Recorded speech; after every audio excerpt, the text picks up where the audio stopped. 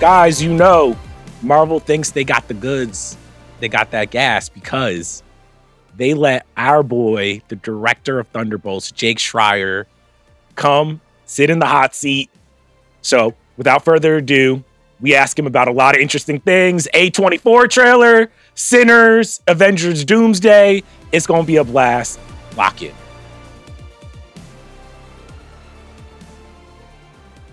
Thunderbolts is in theaters now. We have seen it. We loved it. So thank you. We enjoyed the movie, Jake. Jake Schreier, the director of Thunderbolts, as well as Beef. Yes. Some other things. Some things. I Want You Back. Few things. Heim Video. Yeah. Heim Video. Hey. Yeah. Hey. Yeah. Big fans. Fantastic. We sang that a couple of weeks ago here on the podcast. What's your favorite white girl anthem? Oh, man. I'm going to be bad at all of these fun, quippy answers. This podcast is going to go very poorly. I can tell. But that's one of them. Sorry, I'm just bad content all around. Thunderbolts, fantastic. We really loved the movie. Oh, thank you. Genuinely loved the movie. It's very important right now. I don't know if you know, in the history of the MCU, to get a good movie that everybody loves. Did you have any concept of the general feeling around the MCU while you were making the film or around the release of the film? Was there any pressure to deliver? I mean, you're aware of what's going on for sure. At the same time, like you're off in Atlanta and you're kind of on your own little pod of a thing. And we would always just say, make one good movie, you know? And like either way, like there's always so much, like on whatever level you work on, there's always pressure. And like I think part of, I hadn't done one of these things before. Like part of the experience was, it's funny because Grace Yoon, our production designer on Beef, came over and worked on this. And when she would run into like, we don't have the resources to do this, and I want to do this, but we're getting cut here. And I'm like, Grace, if this isn't enough resources, like there are no more, right? Like out there, like whatever level you're working on, like you're going to expand to that box. And whatever level you're working on, there's going to be pressure, and it's hard to make a good thing no matter what you're doing and no matter what scale you're operating on. So I think we tried to just kind of keep our heads down and be like, just focus on this movie and how to make it good and tune the rest out. When they come to you or when you go to them or however it works, do you have to deliver or articulate to them a distinct vision for the film and a distinct take?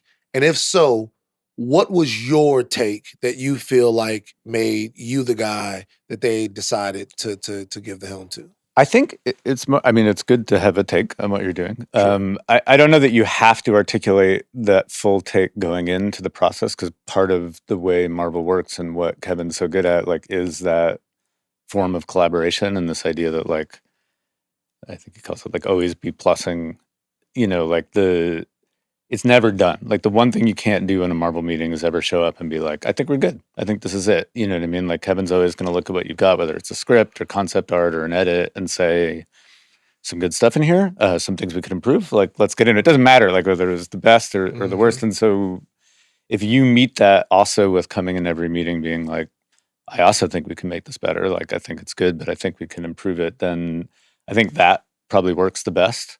There was a take, they had Sentry in the movie by the time I got hired. It wasn't in the first draft. I pitched over like 7 months to do it, like while we were working. Do you remember who was in the Sentry role before?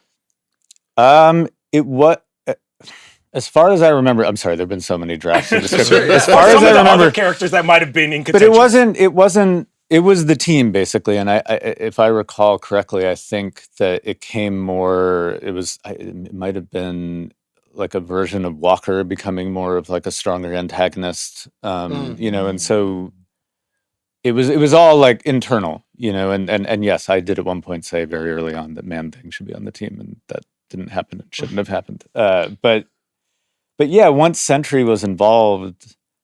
And especially given I was working on Beef, and Beef is all about the Void, and they're like, we have a character called the Void, and it was like, oh, okay, there's a fit there, and I think when people say like, how are they going to beat that guy? First off, you should say that. You should wonder like, how on earth you're going to beat an antagonist in the movie, but also we know like there's street level heroes, and so it was always going to have to get resolved on some sort of internal level, and probably like the boring version of that is a conversation, where you just talk the bad guy down, and then hopefully, we ended up in a place of finding a way to kind of externalize internal ideas in a way that still feels like an action movie. Was it always baked into the story? Like the big thing was like the asterisk. Like everybody's like, what's the asterisk? What's the asterisk? Was it always baked in that by the end, these characters are going to become the new Avengers, or was that something you kind of found? That was in the first draft that I read. So much of the rest of the movie was different, but that's where it ended. I think like maybe then it went into a multiversal portal, or it's an early draft, but that idea, that was the one thing we had to do. We had to deliver them to that point, and then it just became a lot of conversations about what will feel like an earned way to do that, especially in a movie that Kevin's telling us, like, make it different, try to do something different with this one. And so we tried to really weave in a lot of these kind of, references to the past. And there's like a little bit of a meta level where, Geraldine is saying, I was in high school when the Avengers came, and like Geraldine was in high school when the Avengers came, like we're all feeling a bit of that. Like, it's been a while since this has happened. And, there's a murkier kind of feeling in the world, and that we could sort of work with that, like some of that meta, or not sure where you take these characters next. And but the asterisk, that wasn't part of it. Like that was, I mean, I think in my last pitch meeting, I was like, oh, we should do like one Instagram post where we put an asterisk next to the name and then say, until we come up with something better, to kind of tease. And they really, I remember showing up at like in the middle of your shoot at some point on the weekend, they do like a photo shoot to like build all the material for the posters, like a photo day.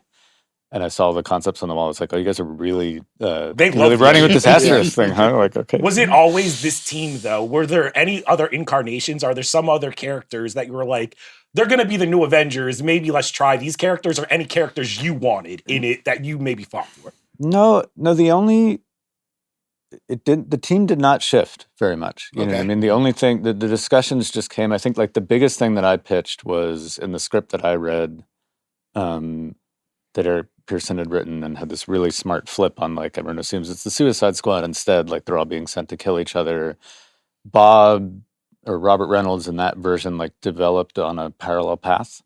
Like, he was sort of in this other side of the movie. Right. And I just felt like if it was going to end in some form of internal conflict, like if you can't beat him with punches, then it's going to depend on a sense of connection between them and Bob, and especially Elena, because she's your protagonist. And so, like, we've got to put him, like, in the box with them, like Bob in the vault, like, and have them really get to know each other in whatever limited narrative real estate you have, so that you could earn that ending, Why is Taskmaster in the movie? People are wondering. Taskmaster. So us nerd sleuths, we were able to kind of decipher early on. Yes. That Taskmaster was not going to be in this movie for very long. Yeah. Okay. I don't think that I was aware. I mean, this is maybe naive of me. I didn't realize that there was going to be, 10 months of marketing to decipher, and how much this is silly. You know what I mean? I think you always think like, oh, it'll be a great surprise. And you're like, there are no surprises in this world. That's an interesting kind of Marvel development thing where, I mean, maybe we felt like, Taskmaster was in the movie, and then we were 2 weeks away from shooting, and we got shut down by the strike. Yeah. The set sat there for a year, basically. And when we came out of the strike, got back in the room with Sonny from Beef, and then eventually Joanna Callow, who also wrote on Beef and co-created The Bear, and just felt like the movie was just a little bit bloodless. That for, like, sure, we're not R-rated, but you want this to be about antiheroes, and part of, like, my initial pitch was, like, it should have tension to it. You should wonder, like, who's going to make it out? Like, none of them should trust each other. And it felt like by just keeping everyone alive the whole time, you weren't really leaning, especially in a movie that's going to have humor, that's going to have banter. It didn't feel like it had a lot of stakes to the tension. And so maybe that's not fair, but you're in this position where you've had this character, and then it becomes this new idea of, oh, could we do something with that? And it's not fair to Olga, who's a great actress, but I think that if you just bring in a new character, and then they're around and then that person's not in the movie. Right, Like we you do get see no, that. you get no Mhm. purchase out of that, and because there is a relationship, you know, at a distance developed between Yelena and Antonia, you can have that death resonate a little bit later in the movie, where you know she says she had a tough life, she killed a lot of people, and then she got killed, same as us someday. Right. Mhm. And so that hopefully we're not doing it just for fun. I don't find it fun to just kill off a character. Like it's not to. It's just to. If that's what they do, they go around and they kill people, and you don't dramatize that, you know, in a way that feels like it has any weight. Then does the movie feel too light? And Right. and so and then there was a discussion of, well, where do you do that? And it felt like if we did it any later, it was going to hang too much over the movie and step on our ability to tie those characters together, and especially them with Bob. I have a question. So you coming back from the strike, and as you said, the set lying dormant for the better part of a year.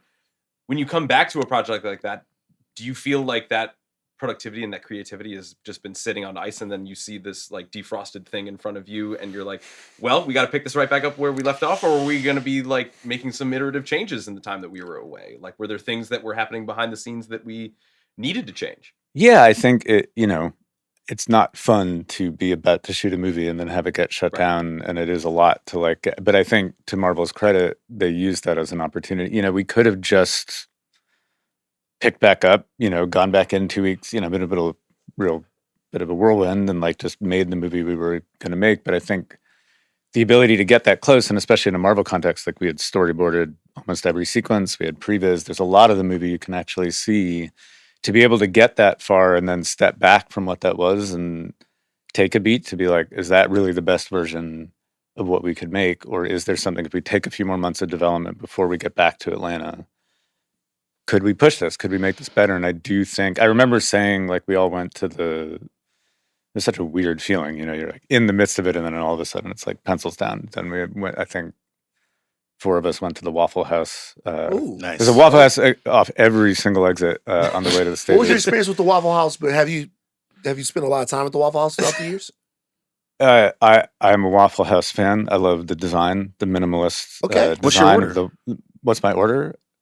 Just I'm going to get the name wrong, but I want the pancakes. You know, Okay. The pancakes, the waffles. You get the hash browns loaded, or what do you do? I'm failing at this whole Waffle It's House okay. thing. I'm not doing a good. I also meant to say waffles and just said pancakes. So that's That's the okay. premiere We know was what you last meant. We night. know what you I want meant. the waffles. Yeah, I want the pancakes at the Waffle House. I just want it straight up, or the blueberry kind, and then syrup on it, and then eggs on the side, and like maybe the sausage. Right. That's fair. Like, That's fair. The movie deals with some like really heavy themes. You know, it starts with Yelena jumping off a building, Yep. right? And you know, you have depression Yeah. and what the void represents. How important was it to keep that like serious tone of mental health issues the central focus of the film? I think, I mean, that stuff, we went deeper and deeper with that. And it was when Sonny came in from Beef, and we wanted to sort of have our own version of a Bond opening to the movie. And I think like one of Sonny's big ideas with Beef was, and he was really, I wasn't sure it was going to work out, but he was really committed to this idea that depression, emptiness, like the sense of the void, that like those are not niche issues anymore. You know, that those are things that you can explore, and it can still connect on like on a mass level. And I was like, well, we'll see. I mean, I knew I loved like what Beef was as a story and the art of it. And then to watch that connect, like it's very nice when you have a friend who like really cares about something and believes in it, and he puts it out there, and it connects in the way they were expecting it to. And so it felt like, let's see like what scale that can really get to. And, you know, obviously it's important if you're doing that to make something that feels honest. You know, I've certainly gone through my own, you know, connection to that stuff, but to people who feel that,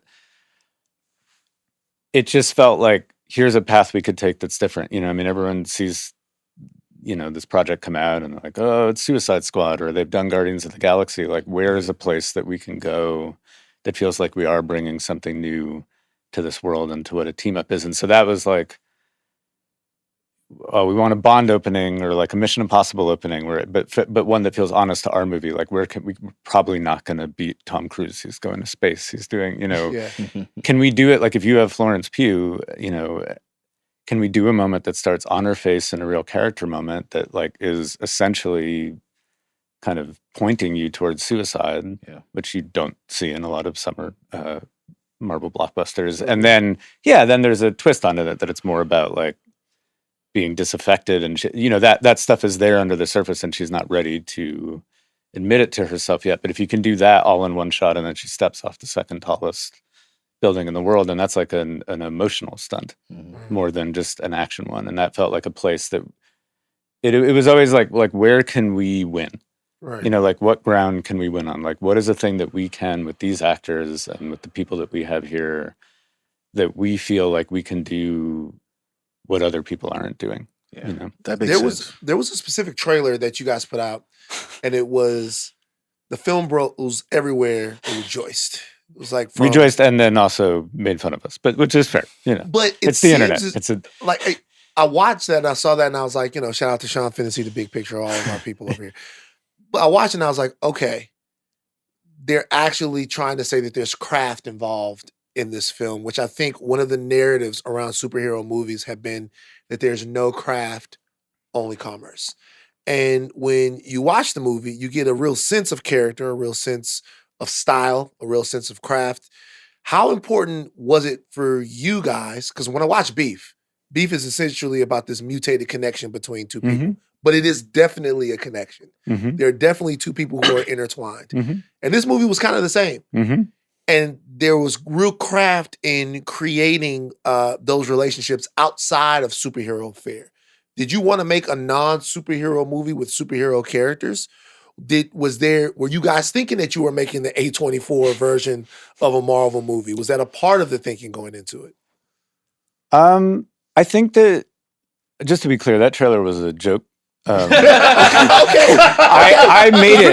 People took it like seriously. No, I know. Well, I mean, Marvel took it. My assistant and I made that as a joke, just the titles, because I just thought it was funny that there were all these A24 people like on set, and I thought it'd be cute to do. And then Kevin loved it. Like, I think it's funny to the response to these things. Wait, you guys made it as a joke, not intending for it to be an actual trailer to the movie? I thought it'd be cool to maybe put it on, on Instagram or something. But you keep having these Instagram ideas that they're just like, this is part of It's weird, right?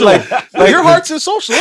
We can I know, I would feel very badly at being a content creator, but I think that it is funny to watch, like, oh, Marvel thinks they're taking this direction, and it's like it's just Kevin and Lou and Assad and the marketing department. They did a great job. Like, there's just people who are into ideas, and I showed it to Kevin. He was like, "That's awesome," and then he sent it to the marketing department, and they're like, "We can make a real trailer with this."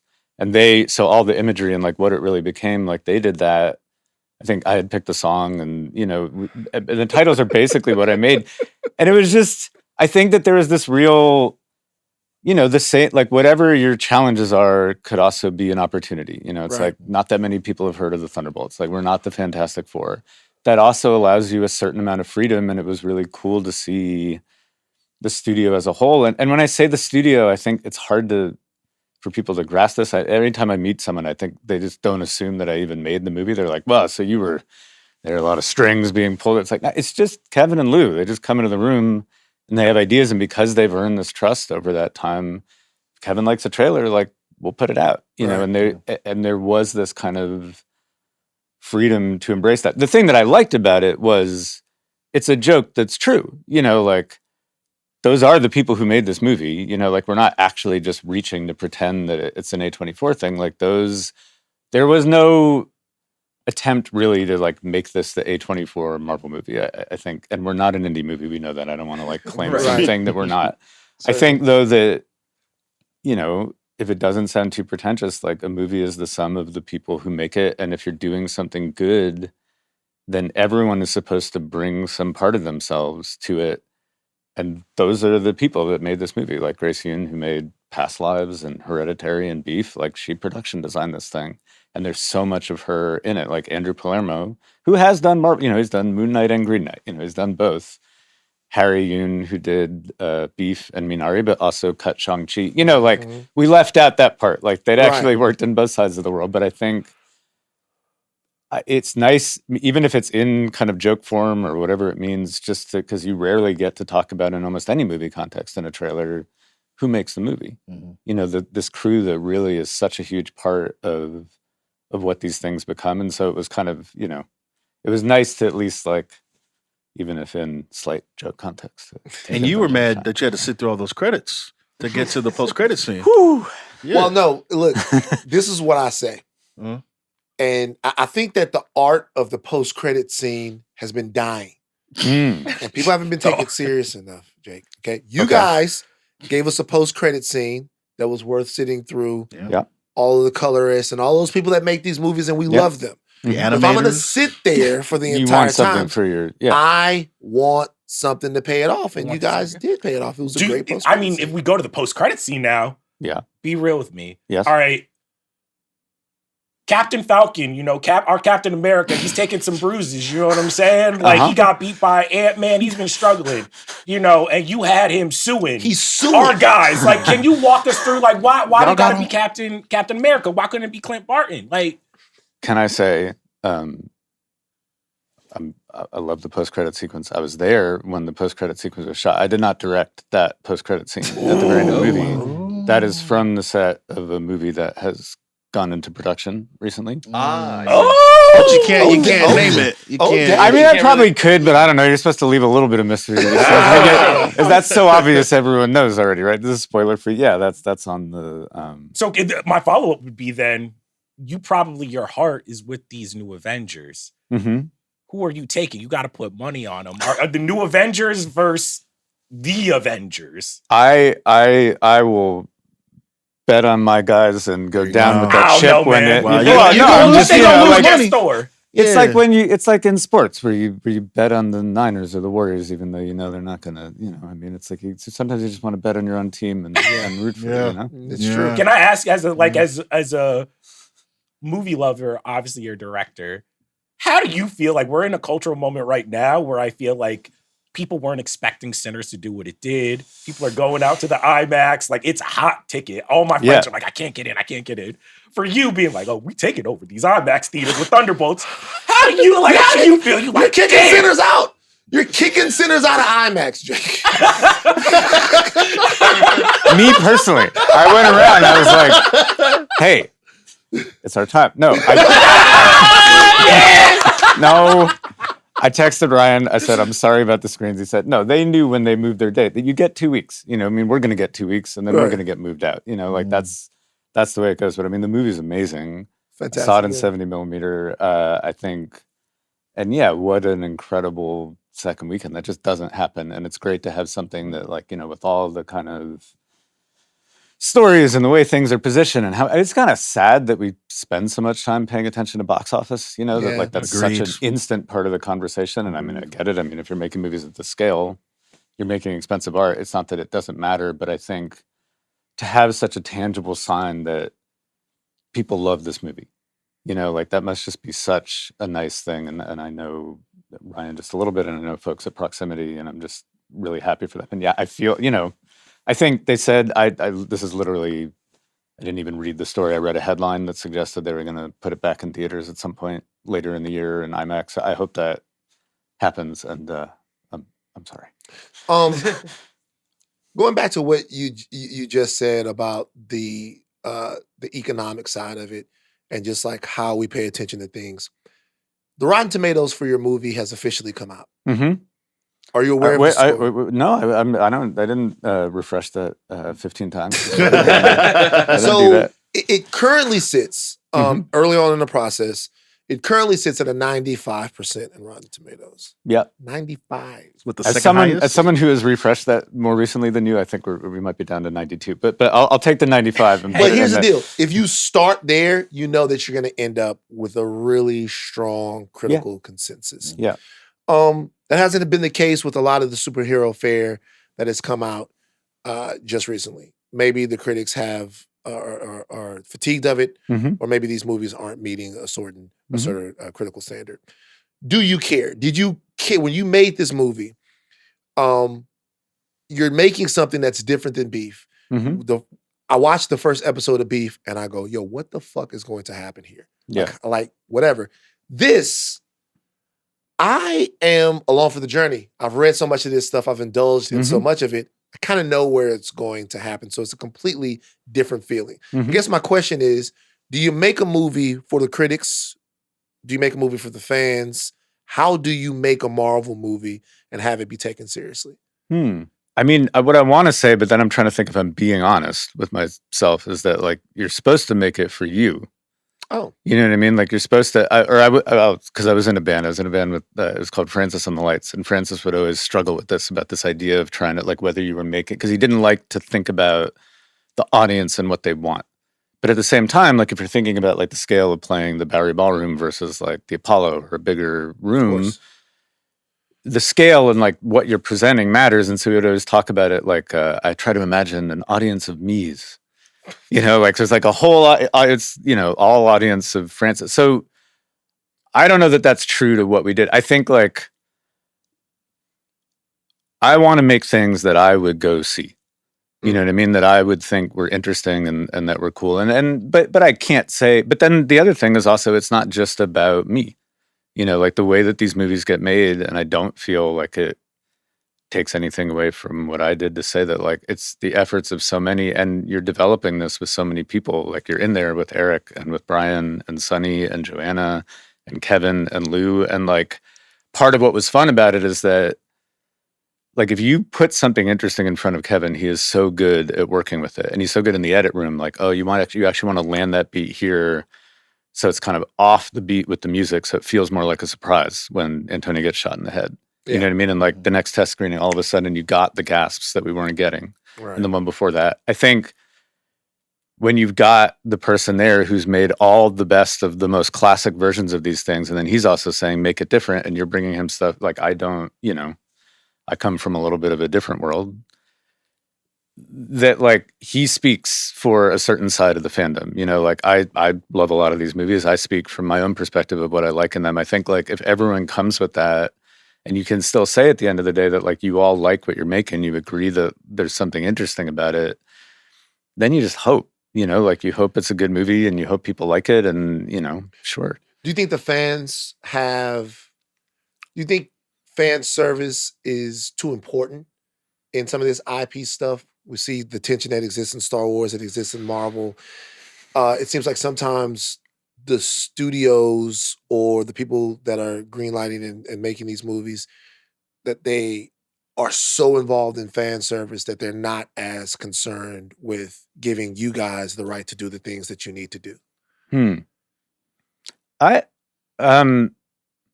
I mean, not in this case. You know, I mean, I Okay. can only speak from my own experience. You know what I mean? I don't think that and I don't want to offend any comic book fans, but I don't think that the world was inherently clamoring for a Thunderbolts movie. You know, I don't think that was like, Not lying. we just got to make it. So figure out what it is. Yeah. You know, like it has to happen. So that wasn't my experience. I think that, you know, in general, as someone who listens to this podcast network quite a bit, and Appreciate that. you know, I read stuff about movies, and I also know a lot of people that make movies, and the divide between the way movies are talked about, and it should be like people, like when you read the reviews today and you refresh Rotten Tomatoes, like people are critiquing not just the movie itself, but also like the environment that it lands in and what's going on with the studio. And like they should, when you make a movie, you're more in it. You're like, here's what we've got. Did we do the best job? We're just trying our hardest to make a good movie. And I think most people are doing that. And so I tend to, you know, when I look at things that work out or don't work out, I often feel like it, you know, it's just harder because it's hard to talk about the nuts and bolts of craft or, you know, like the way story is put together, you know, because even we who make it, like I'm still learning about how to do that stuff well. That really it's that makes the difference. And then we need to find a way to frame that, you know, in the same way like music criticism works, where, I mean, how many music reviews talk about, you know, there was that like one Radiohead article like 20 years ago, right? That like talked about the chord progressions, and Tom, you were talking about that trick of like, you know, shifting in different keys, but using like a common melody note to bridge them. Yeah. And it was like, I have not seen this in a music article before, because we have to translate it into more kind of cultural ideas, or, you know, I think that to me, we're often like putting that on things when in fact it's hard to make a good movie. It's hard to make a good show. Yeah.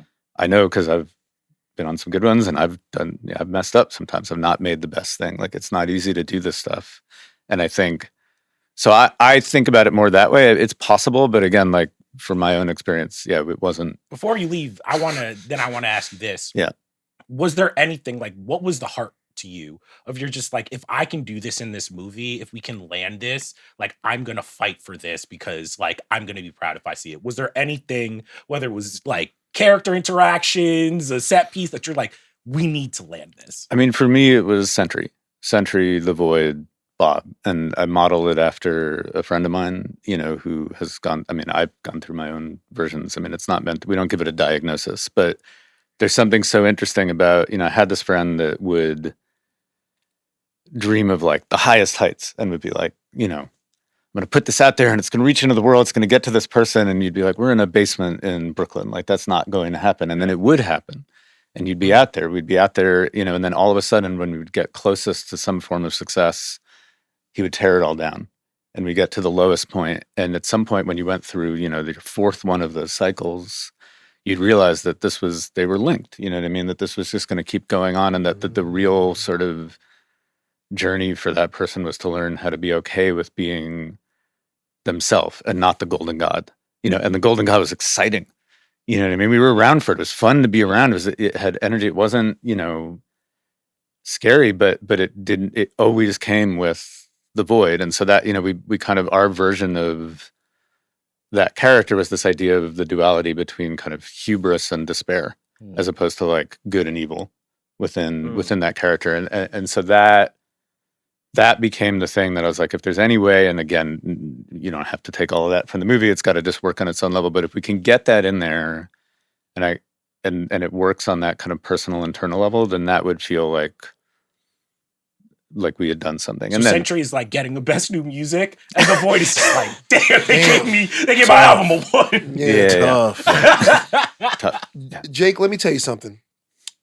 We love the movie. Yep. We are so proud of the film, and we are happy that we didn't have to lie to you. Yeah. I was very worried. I was just like, once I saw it, I was like, damn, I like the I was like, by the way, I would love to do, I'm so glad you like the movie. I want people to like the movie. I'd like people to go see the movie. It would be fun. You see those Q&As, like every now and then you go to one of those Q&As where someone like doesn't like the movie.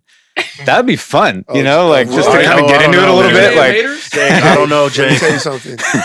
We can get you back on with this guy. And we can get you back on with this guy right here. Tell you what, when I make something you don't like, that's when I'll get my invite back. When you were talking about the Sentry as a recovering music critic, I'm like, damn, he's getting home. Because I get those publicists calls like, how dare you? I'm like, oh man, my bad. It's tough. Oh, well, thank you for joining us, man. Thank you guys so much. This was so fun. No problem. Thank you for joining us. Fantastic film. And I guess we'll see you on the MCU shoulder or corner or sometime again. Thunderbolts 2. Who says Thunderbolts New 2? Avengers. New Avengers 2. Who says no, right? Let's see what happens.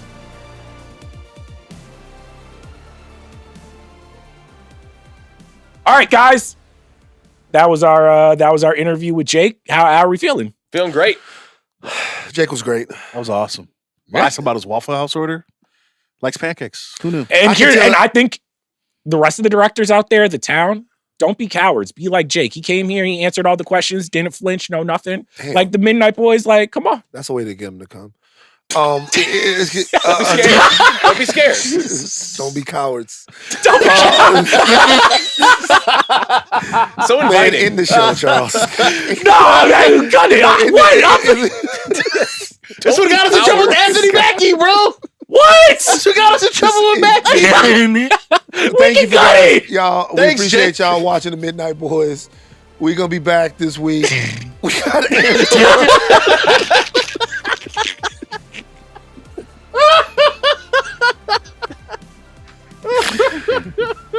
the whole feed is on fire the whole week. Just keep watching the feed, man. We out.